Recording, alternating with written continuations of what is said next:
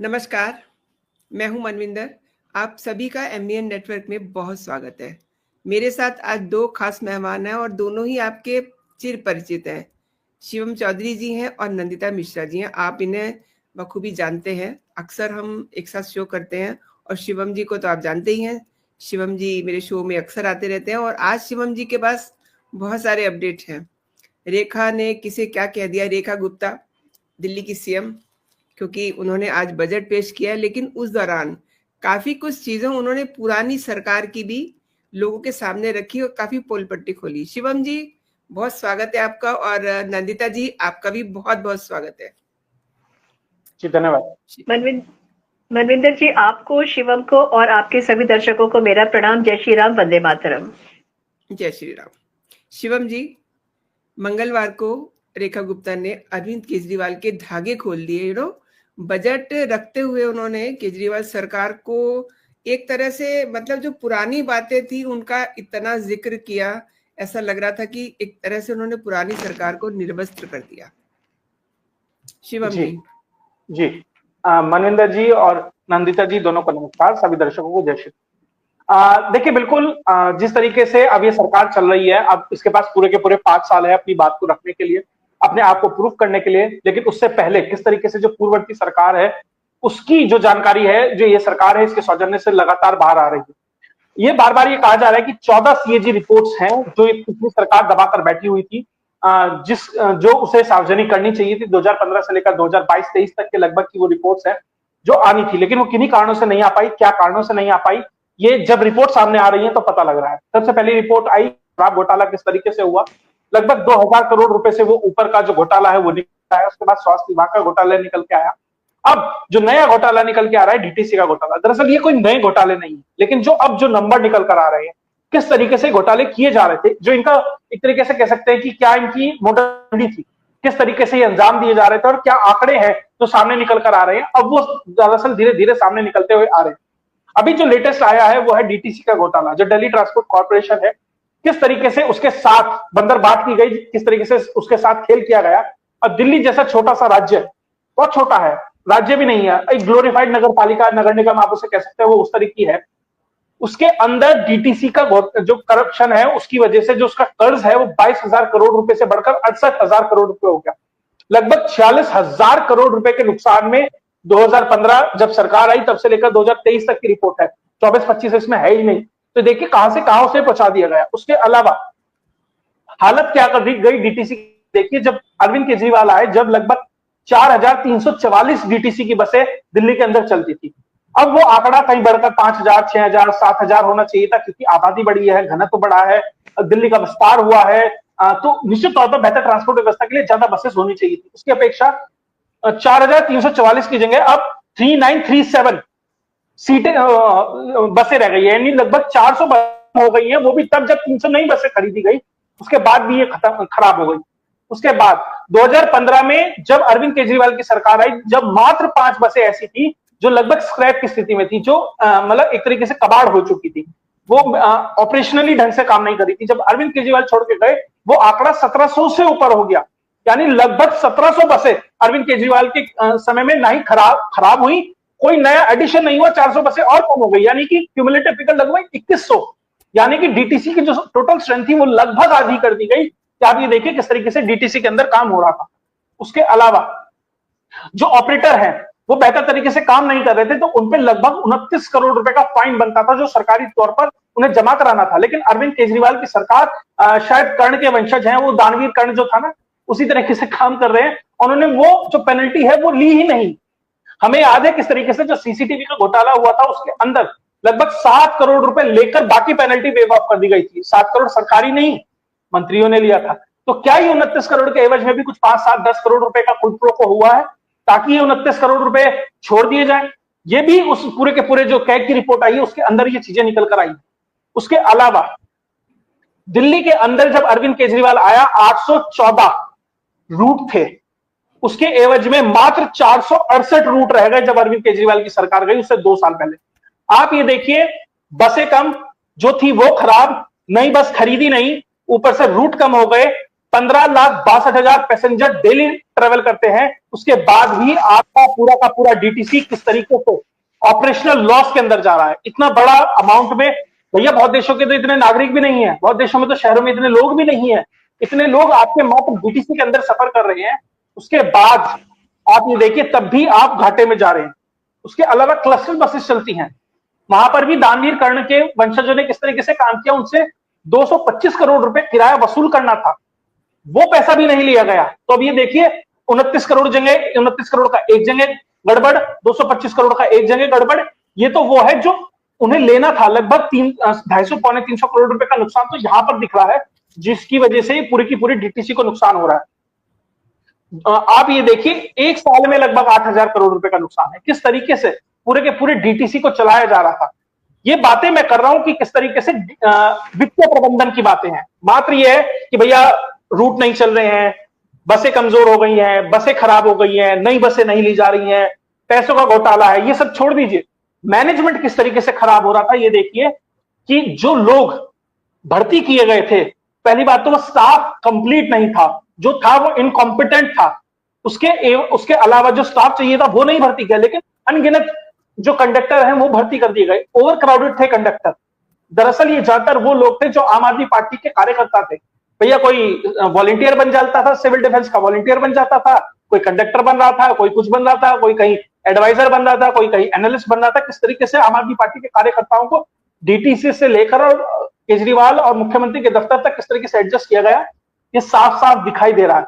इसलिए बार बार कह रहा हूं कि किस तरीके से अरविंद केजरीवाल की सरकार ने पूरे के पूरे दिल्ली के तंत्र को पंगु बना दिया, स्वास्थ्य से लेकर शराब से लेकर, और अभी तो डीटीसी का घोटाला आया है और 11 रिपोर्ट आनी है। अगर एक एक जगह 46 हजार करोड़ का नुकसान है, एक एक जगह 14 8 हजार करोड़ का साल भर का नुकसान है, तो सोचिए पूरी दिल्ली को कहां पर लाकर खड़ा कर दिया। यह स्थिति है। इसलिए जो माननीय मुख्यमंत्री हैं रेखा गुप्ता, उनको यह कहना पड़ा है कि हम पूर्ववर्ती सरकार के नाम पर एक व्हाइट पेपर लाएंगे। अब सवाल यह है कि व्हाइट पेपर होता क्या है। व्हाइट पेपर एक तरीके से हेल्थ रिपोर्ट है, पूरी फाइनेंशियल हेल्थ रिपोर्ट है पूर्ववर्ती सरकार की। उसमें हर चीज होगी, कितना पैसा आया, कहां गया, कितना किसके मद में लगा, कितना आना चाहिए था, उसके एवज में कितना, एक तरीके से पूरी की पूरी रिपोर्ट कार्ड वो सामने रखने जा रही है। और ध्यान रखिएगा, ये व्हाइट पेपर एक ऑफिशियल डॉक्यूमेंट होता है और एक एडमिसिबल एविडेंस के तौर पर आप इसे कोर्ट के अंदर इस्तेमाल कर सकते हैं। मुझे याद है किस तरीके से प्रधानमंत्री नरेंद्र मोदी जब प्रधानमंत्री बनकर आए थे तो उन्होंने कहा था कि कांग्रेस की जो सरकार है, मैं चाहता था उसकी सरकार के ऊपर एक व्हाइट पेपर लाकर संसद की पटल के ऊपर रखूं, लेकिन डर यह था कि कहीं उसके बाद जो विदेशी इन्वेस्टर हैं, विदेशी निवेशक हैं, या और बहुत सारी जो संस्थाएं हैं, उनका विश्वास भारत के ऊपर से न उठ जाए कि भारत की अर्थव्यवस्था इस स्थिति में पहुंच गई थी। वही स्थिति आज आम आदमी पार्टी के द्वारा छोड़ी गई इस दिल्ली सरकार की है कि अगर व्हाइट पेपर लाया जाता है तो आप ये मानकर चलिए कि स्थिति क्या हो जाएगी। अब जब ये बजट आ गया, सब कुछ सामने रख दिया गया है, व्हाइट पेपर की भी तैयारी है, तो अब 1 लाख करोड़ रुपए से ऊपर का लगभग बजट दिल्ली सरकार ने रखा है। उसके ऊपर एक अलग चर्चा हो सकती है। तो आतिशी मार्लेना ये कह रही है कि भैया 1 लाख करोड़ तो हो ही नहीं सकता। कैसे होएगा? जैसे होता है ना कि पाकिस्तानी कहते हैं कि $100 बिलियन तो होते ही नहीं, इतने पैसे तो होते ही नहीं है। वो स्थिति आतिशी मार्लेना की है। वो कह रही है 1 लाख करोड़ का तो बजट हो ही नहीं सकता, वो स्थिति उसकी है। अब और ये भी कहा जा रहा है कि इकोनॉमिक सर्वे सरकार ने क्यों नहीं रखा। हर बजट से पहले कोई भी सरकार इकोनॉमिक सर्वे रखती है। दरअसल सरकार ने ये कहा, जो जानकारी आई है कि पुरानी अनियमितताएं इतनी है कि ऑडिट ही पूरे नहीं हो पाए हैं, इसलिए वो इकोनॉमिक सर्वे सामने नहीं रख पाए हैं। 1 लाख करोड़ का बजट भले ही है, उसके ऊपर जब बात करेंगे तो अलग बात है। तो कुल मिलाकर ये समझ आ रहा है कि किस तरीके से पूरी की पूरी अर्थव्यवस्था को दिल्ली के अंदर चरमराया गया। सिर्फ और सिर्फ एक एजेंडा था, किस तरीके से विभागों को लूटा जाए, कौन मंत्री वहां है, उसे पूरा का पूरे टारगेट दिए गए थे। वो टारगेट पूरा करके एक खास जगह, एक खास व्यक्ति तक पहुंचाता था। सबको पता कौन है। और इस डीटीसी के स्कैम में एक मंत्री साहब हैं कैलाश गहलोत, जो भारतीय जनता पार्टी के अंदर है, उनके नपने की भी संभावनाएं है। लेकिन कैलाश गहलोत की तरफ से जानकारी आ रही है कि वो सरकारी गवाह बनने के लिए तैयार हैं, और ये जानकारी भी सार्वजनिक की जा रही है। लगभग हर केस में ऐसा ही होता है, लिकर से लेकर हेल्थ तक। हर कोई व्यक्ति जो फंसता है वो ये कहता है कि भैया हमें कुछ नहीं पता, साहब के यहाँ से निर्देश आते थे, साहब जैसे करते थे, हम तो ऐसे लिख के दे देते थे। इसलिए साहब ने सिग्नेचर भले ही ना किए हों, लेकिन साहब ने गवाह इतने इकट्ठे कर लिए हैं कि जब वही गवाही देंगे कि हमें तो सब साहब कह रहे थे, तो साहब जिस तिहाड़ में सुशोभित होके आए हैं वापस से उसी बैरक में जाते नजर आएंगे। और रेखा गुप्ता ने आज इसके ऊपर बड़ा तंज कसा कि जेल की हालत ऐसी थी, बहुत बुरी है, जेल परिसर भी दिल्ली के अंदर आते हैं। तो उन्होंने ये कहा, पूर्ववर्ती सरकारों ने भले ही ध्यान ना दिया हो, हम जरूर देंगे। आम आदमी पार्टी वाले ये कह रहे हैं कि हम होते तो हम भी देते। तो उन्होंने कहा हाँ, अब तो बिल्कुल देते, क्योंकि अब तो जाने लगे हो ना जेल में, तो असुविधाएं क्या हुई होंगी पता लगा होगा, तो तुम तो देते ही। लेकिन चलो, तुम्हें मौका नहीं मिला, हमें तो मिला है, हम देंगे, जेल की व्यवस्थाएं सुधारेंगे ताकि आप लोगों को वहां ज्यादा दिक्कत परेशानी ना हो। ये तैयारी बिल्कुल की जा रही है। खैर, ये व्यंग से अलग, लेकिन जिस तरीके से हर महकमे को आम आदमी पार्टी के अंदर चलाया गया, वो ये जो हेल्थ रिपोर्ट आ रही है सीएजी के नाम पर धीरे धीरे हर एक सेक्शन की, वो साफ दर्शा रही है कि क्या मॉडल था अरविंद केजरीवाल का, जिसे फिनलैंड से पढ़ने लोग आते थे, जिसे यूनाइटेड नेशंस का अध्यक्ष पढ़ने आ रहा था, जिसे केरल के मुख्यमंत्री देखने आ रहे थे। तो साफ नजर आता है इस तरीके से पैकेजिंग की जा रही थी और अंदर क्या भरा हुआ।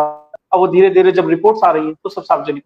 जी शिवम जी, सीएम रेखा गुप्ता कोई हल्के नोट पे उन्होंने ये बात नहीं कही होगी, और ये जो उन्होंने तंज कसा है इसे बहुत गंभीरता से लेना चाहिए, क्योंकि जेल की बात की है और जेल से ये लोग लौट के आए हुए हैं। आप संजय सिंह को लीजिए, आप मनीष सिसोदिया को लीजिए, केजरीवाल को लीजिए, ये सब रिटर्न, तिहाड़ रिटर्न है। अब जो उन्होंने जेल के सुधार की बात की है, तो इससे तो ये लग रहा है कि इनकी जल्दी ही वहां पे प्रस्थान करेंगे जेल की ओर। ये देखिए, राजनेता क्या कहता है क्या नहीं कहता है, ठीक है, उसे इतना वेटेज दिया जाए ये डिपेंड करता है कि वो किस तरीके से उसे डिलीवर कर रहा है। ठीक है, आप नए नए आए हैं, अभी आपके पास बैगेज नहीं है, आपके पास हेडेक नहीं है, तो कहते हैं ना where there is no headache. अब तक तो आपके हेडेक नहीं था ना, क्योंकि आपकी जिम्मेदारी नहीं थी, रिस्पॉन्सिबिलिटी नहीं थी। अब डिलीवर आपको करना है, तो अब आपको बताना है ना कि क्या होगा। ठीक है, आपने बयान दे दिया, बहुत अच्छा। केजरीवाल भी कहता था हम तो जनता दिल्ली के मालिक है, डिलीवर नहीं तो क्या हो गया। तो इसलिए रेखा गुप्ता जी को भी मुझे लग रहा है थोड़ा समय देना चाहिए कि किस तरीके से वो उसे डिलीवर करती हैं, किस तरीके से वो चीजें आगे बढ़ती हैं। हाँ, बस मुझे थोड़ा सा वो गवर्नेंस के इशू पे क्या काम करती हैं, कैसे काम करती हैं, बहुत बेहतर है, वो समय बताएगा। लेकिन रेखा गुप्ता जी से थोड़ा सा एक अनुरोध है कि जो सेक्युलरवाद का कीड़ा अक्सर मुख्यमंत्रियों को काट जाता है, उन्हें बचना चाहिए उससे, क्योंकि वो चीजें कई बार आपके जो कोर वोटर है उसके उत्साह को, उसकी एक्सपेक्टेशंस को थोड़ा दबा देती हैं। वो जिस तरीके से एक्सपेक्ट करता है, जिस तरीके से योगी आदित्यनाथ अटल है अपनी आइडियोलॉजी पे, अपनी लाइन पर, थोड़ा उसी चीज पे चले तो वो आने वाले चुनाव में भी बेहतर होगा, गवर्नेंस में भी बेहतर होगा, और आपको एज ए भविष्य के लिए एक बड़े लीडर के रूप में स्थापित करेगा। रमजान में राम और दिवाली में अली देखना मुझे लग रहा है कि हर एक को छोड़ देना चाहिए, क्योंकि वो एक तरीके से मृग प्रश्न है, उससे ज्यादा कुछ नहीं। जी सही कह रहे हैं। और वो जो आपने जिक्र किया है अली का, आजकल काफी उनकी ट्रोलिंग भी हो रही है, इट्स अ डिफरेंट इशू। और नंदिता जी मुस्कुरा रही हैं, मुझे लग रहा है इनके पास कोई सवाल है। नंदिता जी। हाँ, मेरे पास सवाल है शिवम। आप ये बताइए, जैसे इलेक्शन के बाद जो रिजल्ट आया है उसके बाद तो अरविंद केजरीवाल को दिल्ली में रहना चाहिए था, और अपने जो उनका यहाँ पे बचा खुचा जो वोटर्स हैं उनके, जो उनके फेवर वाले होते हैं या उनके जो कार्यकर्ता है, उनका पीठ थपथपानी चाहिए कि नहीं तुम घबराओ नहीं, मैं हूँ तुम लोगों के साथ में, आगे हम लोग जंग लड़ेंगे। जो कि मतलब नॉर्मली एक जो अच्छा पॉलिटिशियन होते हैं, सीजन पॉलिटिशियन होते हैं, उनका ये लाइन और लेंथ होता है to behave after the election result जब वो हार जाते हैं। यहाँ पे तो अरविंद केजरीवाल वो भाग के चले गए हैं पंजाब में, वहां जाकर के विपश्यना के बहाने वो बहुत बड़े बड़े गुल खिला रहे हैं, और ये समझ में आ रहा है कि विपश्यना के बहाने एक बहुत बड़ा प्लान उनका जो है वो बन गया है। मैं बात करूंगी उनका जो एक अपना इनर कोर सर्कल है, उसमें बहुत सारे लोगों को उन्होंने वहां पे बिठाया जहां पर कि उनको वो अब चाहते हैं हटाना। स्वाति मालीवाल को हटाने की उनका मतलब बूता नहीं है, वो शायद नहीं कर सकते हैं। ठीक है, हरभजन सिंह को भी उन्होंने हटाने के लिए बोला, हरभजन सिंह ने तो बोल दिया कि भाई मैं नहीं हटूंगा because it is a paid seat, और वो क्यों हटेंगे वहां से जाकर के। बचते हैं राघव चड्ढा, संजय सिंह। मैं ये जानना चाहती हूँ कि राघव चड्ढा ने परिणीति चोपड़ा से शादी कर लिया और मुझे अब वो लीस्ट इंटरेस्टेड दिखाई देते हैं पॉलिटिक्स में, और स्पेशली आप पार्टी में अरविंद केजरीवाल के क्लोज वो ज्यादा मुझे नजर नहीं आते हैं इस समय। क्या जो स्वाति मालीवाल है, राघव चड्ढा है, और उनके साथ में अगर हम बात करते हैं संजय सिंह की, क्या ये तीनों लोग अब एक ही बोट पे सवार हो गए, एक ही नाव के सवारी हो गए ये लोग? सबसे पहले आपने कहा कि अरविंद केजरीवाल दिल्ली छोड़कर चले गए हैं और उन्हें वहां रहना चाहिए था, वो पंजाब क्यों चले गए हैं। आप ही बताइए, एक व्यक्ति के पास दो घर में आग लग गई है, तो उसमें रहेगा कि नहीं दूसरे वाले में रहेगा? वो तो जल गया, फूक गया, खत्म। अब तो जब होली दिवाली आएगी, अगला चुनाव आएगा, जब रंग रोगन कराएंगे, जब जाके मेंटेनेंस डेंटिंग पेंटिंग कराएंगे। अब दूसरे वाले में इतना एंजॉय करते हैं, क्यों खर्चा करना है यहाँ, क्यों मेहनत करनी है यहाँ, जो दूसरों से जलने से बचाना है। तो अरविंद केजरीवाल इसलिए पंजाब पहुंचे। पंजाब के कॉन्टेक्स्ट में अलग बात होगी। सबसे पहले आपने बात की कम से कम 4 लोगों, आपने बात की संजय सिंह की, आपने बात की स्वाति मालीवाल, राघव चड्ढा, हरभजन सिंह, मैं इसमें अरोड़ा साहब को भी जोड़ूंगा, इसमें कई सारे नाम जुड़ेंगे। अरविंद केजरीवाल का जो इनर कोर सर्कल है वो समय के साथ बदलता रहता है। वो दुनिया में change is the only constant, और वो चेंज ये है कि अरविंद केजरीवाल का इनर कोर चेंज होता रहता है। कभी वो अन्ना हजारे से लेकर किस तरीके से वो अलग अलग लोगों से पहुंचते पहुंचते जो लोग आपको 4 लोग दिखाई देते थे वो भी बदल गए हैं। अरविंद केजरीवाल हमेशा पंचवर्षीय योजना पे काम करते हैं कि 5 साल में कोर चेंज कर दो, ताकि कोई राजदार ना बचे, कोई साथी ऐसा ना रहे कि जो मेरे लिए कंटेंडर बन सके। वही हो रहा है, वो धीरे धीरे उन चीजों को निकाल रहा है। स्वाति मालीवाल सबसे पहला शिकार बनी, उन्हें बाहर निकाल दिया गया। स्वाति मालीवाल क्योंकि अरविंद केजरीवाल के साथ बहुत पहले से काम करती थी, वो समझ आता था कि ये व्यक्ति किस तरीके से काम करता है। उन्हें पता था एक बार मैंने कुर्सी जमा ली, अब नहीं हटना, क्योंकि ये व्यक्ति है वो करेगा। हमला हुआ, सब कुछ हुआ, लेकिन वो महिला नहीं। उसके बाद नाम आता है राघव चड्ढा का। दरअसल राघव चड्ढा प्रभारी बनाया गया था पंजाब का। पारिवारिक तौर से भी पता नहीं उनके क्या कहा गया, मैं तब भी उस चीज से सहमत नहीं था, लेकिन ठीक है, रूमर्स है, कहानी बनाने के लिए लोग बना देते हैं। राघव चड्ढा, अभी कोई समझ आया कि राघव चड्ढा किस तरीके से कोई काम नहीं आया। जब मैं जेल के अंदर गया तो आते ही सबसे पहले उन्होंने राघव चड्ढा से वो जिम्मेदारियां छीनी जो उन्हें पंजाब के अंदर दी हुई थी। वो सब लेकर राघव चड्ढा को ये समझ आ गया कि अब बहुत लंबा भविष्य अरविंद केजरीवाल के रहते हुए आम आदमी पार्टी के अंदर नहीं है, इसलिए वो अपने आप को धीरे धीरे साइडलाइन करने लगे। इतने बड़े लीडर थे, लीडरशिप का कोर्स करने अब हार्वर्ड के पेड सीट पर कैनेडी स्कूल में वो जा रहे हैं, वहां पे वो सीखेंगे। अब ध्यान देखिए राघव चड्ढा को किस तरीके से धीरे धीरे साइडलाइन किया जा रहा है। पंजाब से हटाया, संसद में ना वो सवाल पूछते हैं, ना कोई भाषण देते हैं, उन्हें कोई जिम्मेदारी पार्टी के अंदर नहीं दी गई है। अब जब वो पार्टी की बैठकों में जाते हैं, वहां भी उन्हें कोल्ड शोल्डर दिया जाता है। तो राघव चड्ढा को बहुत तरीके से समझ आ गया। यहां तक कि मैं आपको बता दूं, राघव चड्ढा से ये कहा गया था कि आप राज्यसभा की सीट खाली कर दीजिए, लेकिन राघव चड्ढा ने कहा क्यों भाई, क्यों, इतने दिन का सिला है, इतना कुछ मैंने डिलीवर किया है, तो मुझे कुछ उसके एवज में चाहिए। तो राघव चड्ढा वो सीट खाली करने के लिए तैयार नहीं है। उसके बाद आते हैं संजय सिंह। संजय सिंह कहां से आए हैं, बाहुबली, मतलब एक तरीके से वो मजबूत है, तो अरविंद केजरीवाल ज्यादा उनके सामने ज्यादा वो नहीं कर सकते, एक्सपोज नहीं हो सकते, इसलिए अरविंद केजरीवाल उनके साथ बहुत कौशन के साथ खेलते हैं, क्योंकि बेहतर वक्ता तो निसंदेह संजय सिंह है। उन्हें भी धीरे धीरे साइडलाइन किया जा रहा है। उन्हें शायद उतने वोकल तरीके से नहीं किया जा रहा, उतने स्पष्ट तरीके से नहीं किया जा रहा, लेकिन संजय सिंह भी धीरे धीरे साइडलाइन होते जा रहे हैं। तो जितने भी खास लोग थे, जितने भी साथ के लोग थे, उन्हें साइड करके नए लोगों की भर्ती की जा रही है, या तो कोई पैसे से संपन्न हो, या जैसे भी वो लोग आए, ये वो लोग हो गए थे जो मीडिया के सामने जाकर खुद की सेल्फ आइडेंटिटी को एक्सपोज करने लगे थे, खुद को, अपने आप को एज ए इंडिविजुअल स्थापित करने लगे थे। केजरीवाल को लगा भैया ना चल लो, इन्हें हटाओ, नए लाओ। इंदिरा गांधी कहती थी, गांधी के समय मशहूर था, इंदिरा गांधी एक पेड़ लगाती हैं, 6 साल बाद उखाड़ के देखती हैं कि जमा कि नहीं जमा। इंदिरा गांधी के समय एक भी मुख्यमंत्री ने कार्यकाल पूरा नहीं किया। केजरीवाल सेम करते हैं, नेता बनाते हैं, उखाड़ के देखते हैं जमा या नहीं जमा। आप समझ जाइए फिर उसका क्या होता है। शिवम जी, पंजाब की बात चल रही है तो जरा से ये भी रोशनी डालिए कि पंजाब में बड़ी उथल पुथल चल रही है और 2 मंत्रियों को तो दिल्ली में तलब किया गया।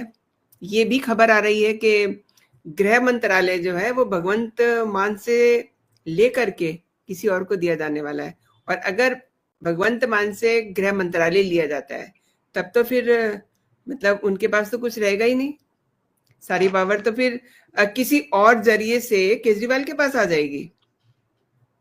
देखिए आपने बिल्कुल सही कहा। सबसे पहले तो मैं बता दूं, पंजाब के अंदर ना फाइनल ओवर चल रहा है T20 लीग का। T20 लीग इसलिए कहूंगा क्योंकि अभी एक बहुत 5 साल का ये अंतराल है। उससे पहले तो आम आदमी पार्टी ना की ना कुछ है, अब 5 साल में ही आप उसे मानकर चलिए। तो वो T20 लीग का फाइनल ओवर चल रहा है। किसी भी दिन ये मैच ओवर हो सकता है। भगवंत मान की पारी कभी भी ओवर हो सकती है। वो अब 15 दिन में होगी, महीने में होगी, 2 महीने में होगी, लेकिन जल्दी हो जाएगी। ज्यादा लंबे समय अब भगवंत मान के पास बचा नहीं। दिक्कत क्या है, उनके साथ विधायक नहीं है। अभी आपने बात कही, जो मेरी जानकारी है 4 लोग बुलाए गए थे दिल्ली के अंदर 5 फिरोज शाह रोड के ऊपर, जो अब नया ठिकाना एक तरीके से पंजाब चलाने का, जहां केजरीवाल साहब रहते हैं। उसमें तरुणप्रीत सोन, रवजोत सिंह, लालचंद कटररुक, मतलब ऐसे करके उनका नाम है, कुलदीप धालीवाल, ये 4 लोग हैं जिन्हें वहां पर बुलाया गया था। ये मंत्री हैं पंजाब सरकार में और इनसे बात की गई है। कहा जा रहा है कि इनका पत्ता कटना लगभग निश्चित है। इसमें पीडब्ल्यूडी मंत्री भी है, बिजली वाले मंत्री भी हैं, यानी बड़े बड़े पोर्टफोलियो वाले लोग।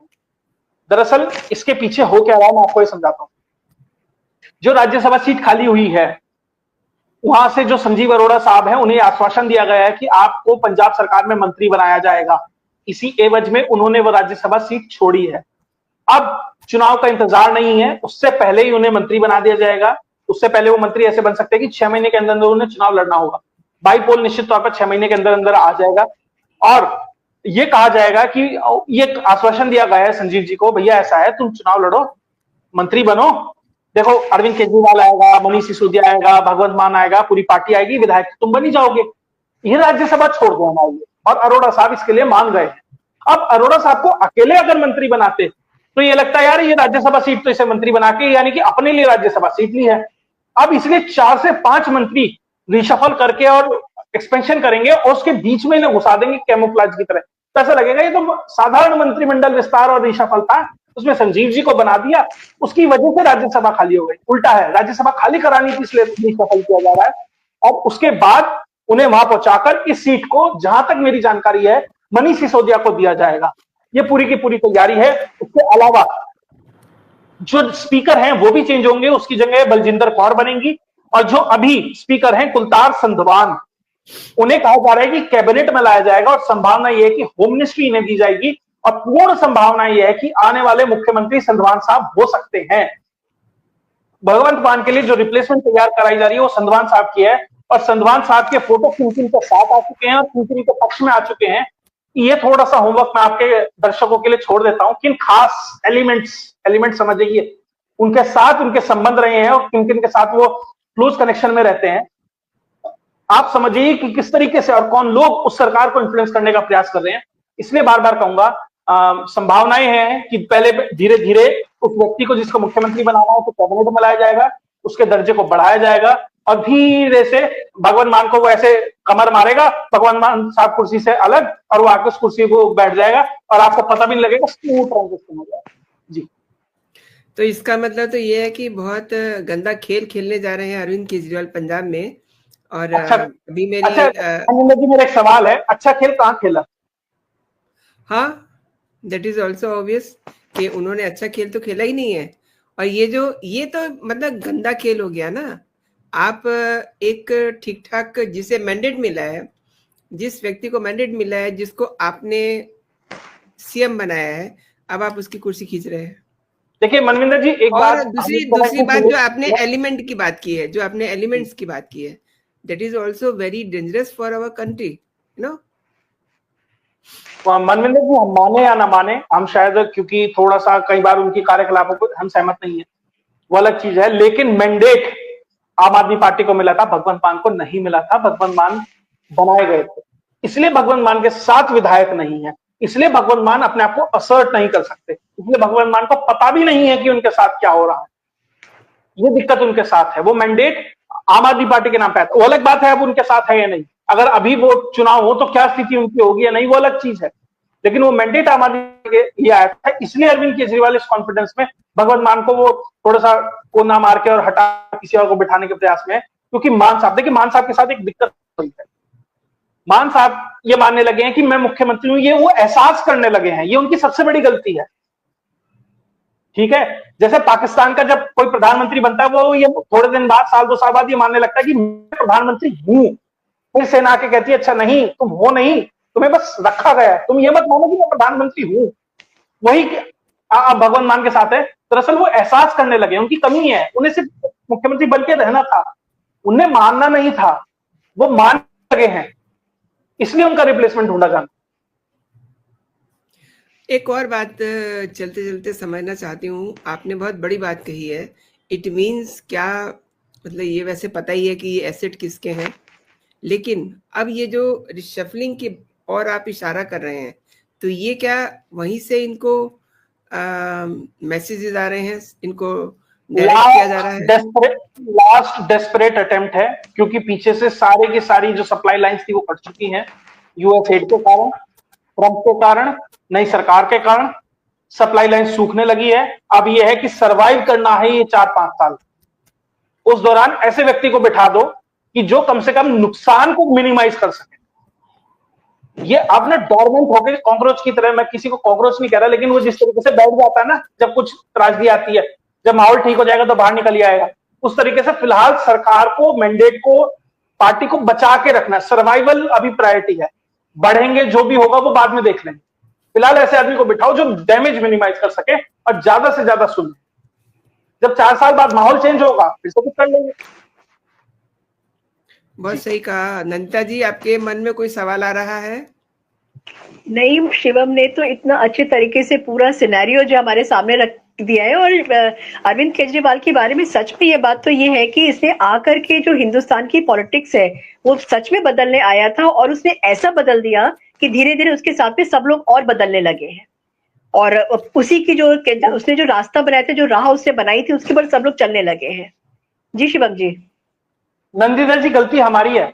उसने राजनीति बदलूंगा, उसने सोच लिया कि वो ऐसे ऐसे बदलेगा, जरूरी है उसे वैसे वैसे बदलना हो।